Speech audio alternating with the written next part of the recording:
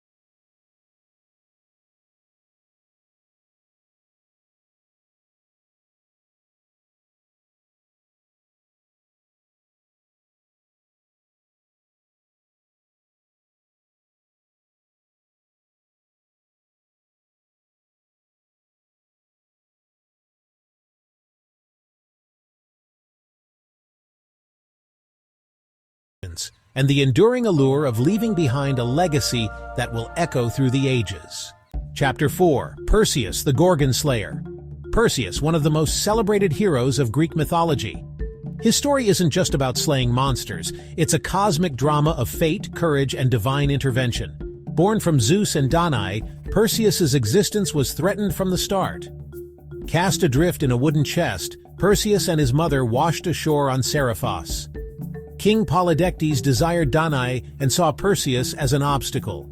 He sent Perseus to bring back the head of Medusa, a gorgon whose gaze could turn mortals to stone. Hermes gifted him with winged sandals, Athena provided a mirrored shield, and Hades bestowed a helmet of invisibility.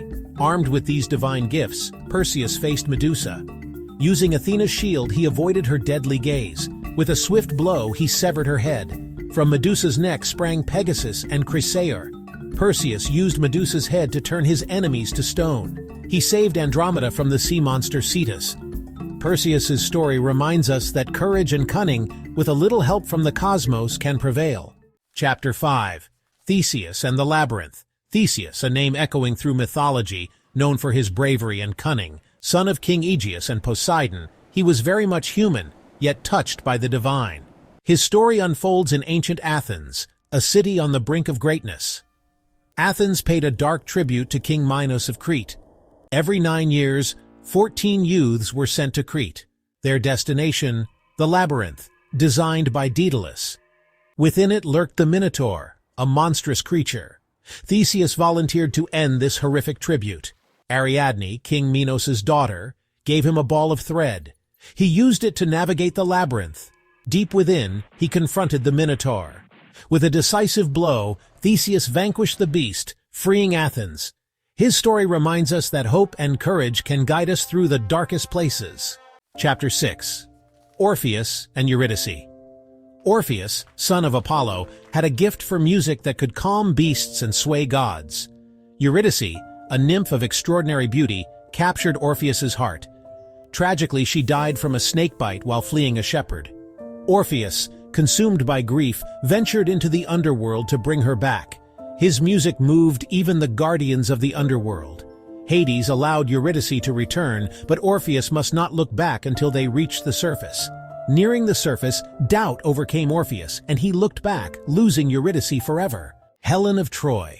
Her name echoes through history, synonymous with beauty so profound it sparked a war that shook a civilization. Imagine a face that could launch 1,000 ships. That's the power attributed to Helen. Now, we're talking about ancient Greece, a time when myths intertwined with reality. Was Helen a real person? Maybe, maybe not. But the stories about her? They teach us about the human condition, about love, desire, and the consequences of unchecked ambition. Helen's beauty was said to be a gift from Aphrodite, the goddess of love, but this gift came with a hefty price tag. Her abduction, or perhaps elopement, with Paris, a prince of Troy, ignited a conflict that would consume Greece for a decade. Think about the forces at play here. We have powerful men, driven by desire and a need for conquest. We have gods and goddesses meddling in the affairs of mortals. And at the center of it all, a woman whose beauty became a weapon, whether she willed it or not. Was Helen a victim of circumstance, a pawn in a cosmic game played by the gods? Or did she possess her own agency, making choices that shaped her destiny and the fate of nations? These are the kinds of questions that have captivated poets, playwrights, and philosophers for centuries. The story of Helen of Troy is a cautionary tale, reminding us that even the most beautiful things can be fleeting, and that the pursuit of love and power can have devastating consequences. But it's also a story about resilience. After the fall of Troy, Helen eventually returned to Sparta, where she lived out her days. Her story reminds us that even in the face of unimaginable loss and turmoil, the human spirit can endure.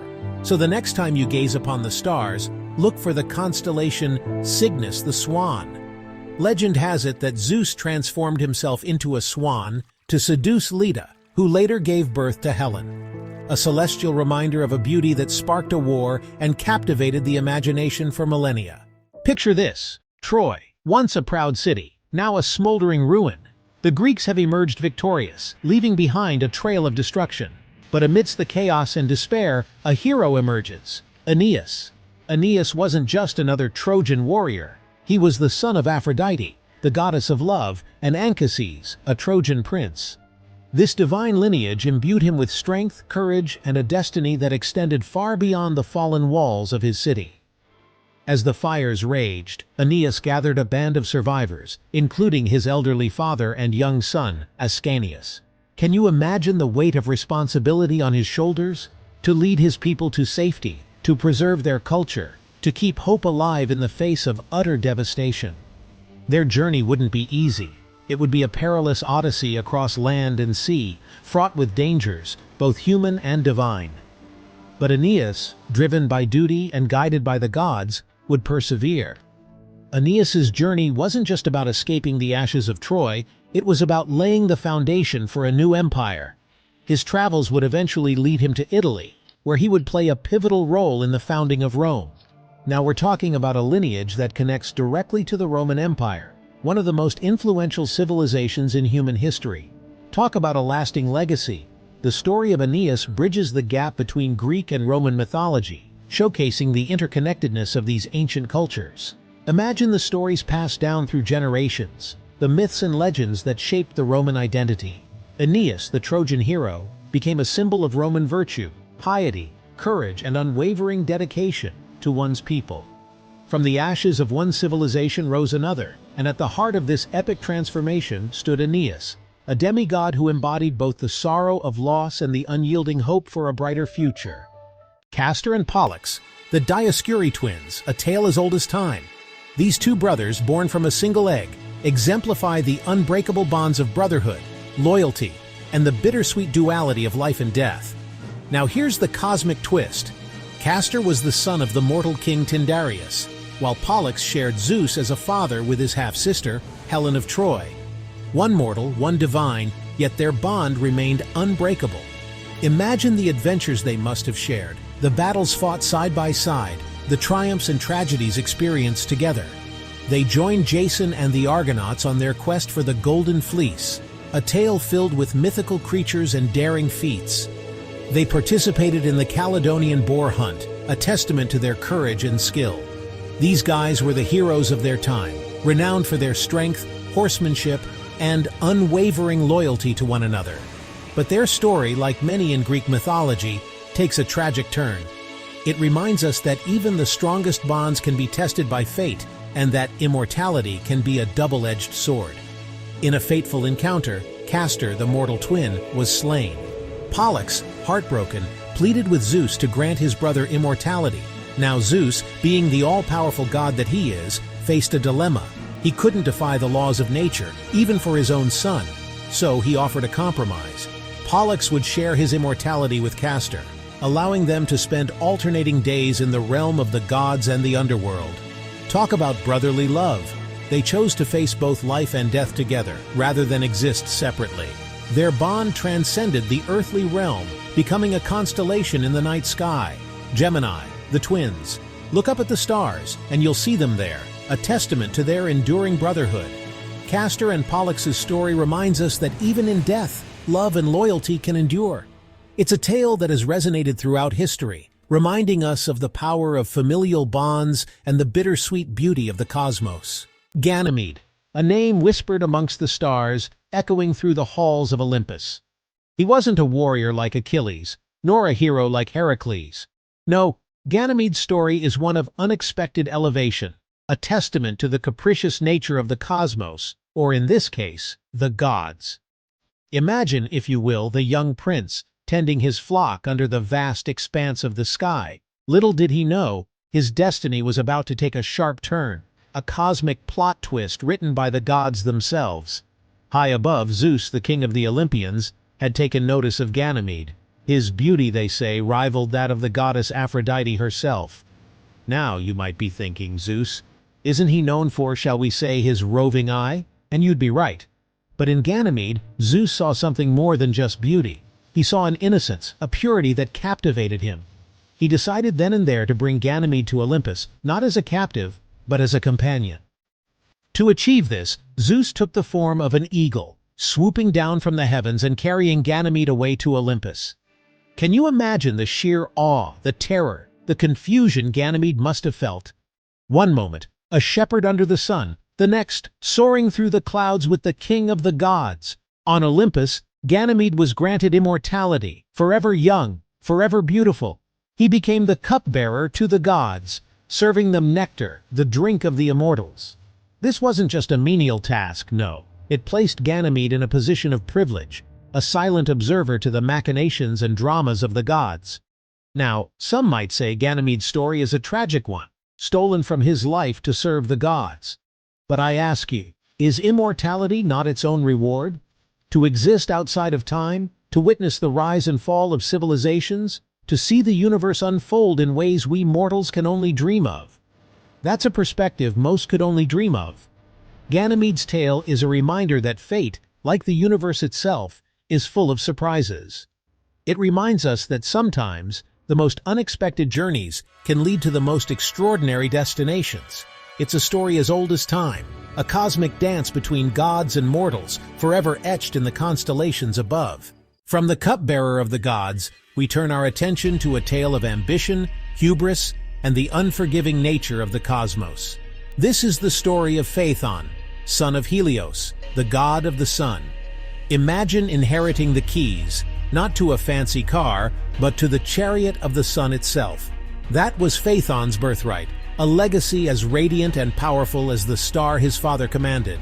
But legacy, as we often see in the universe, can be a double-edged sword. Phaethon, young and eager to prove himself, longed to drive the sun chariot across the sky. He yearned to feel the power of the sun, to bask in its glory, and perhaps, just perhaps, to outshine even his immortal father.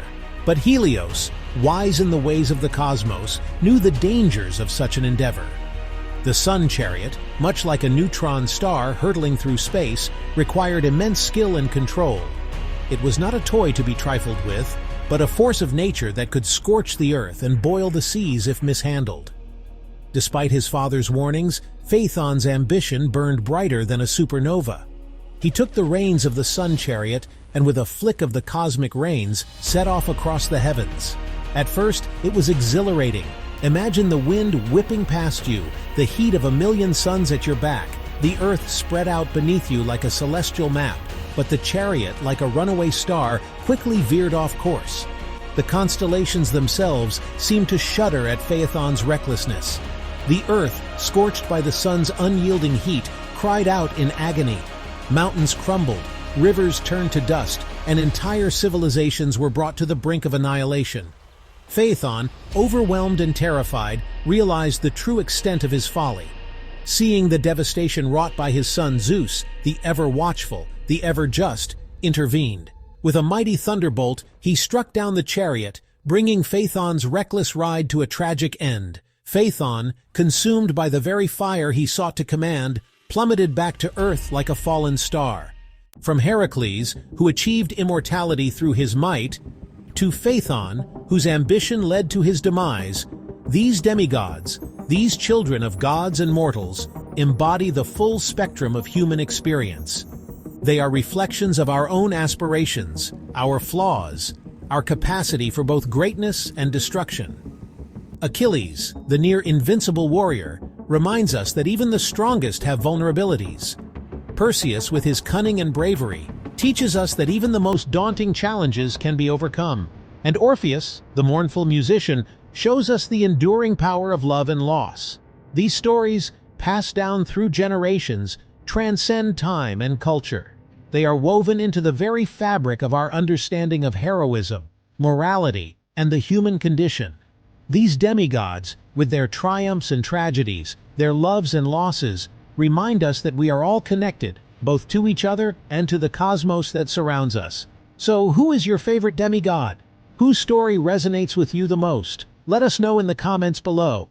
And if you enjoyed this journey through the world of Greek mythology, be sure to like, subscribe, and hit that notification bell for more explorations of the stories that shape us. Until next time, keep looking up and remember, the universe is full of wonders waiting to be discovered.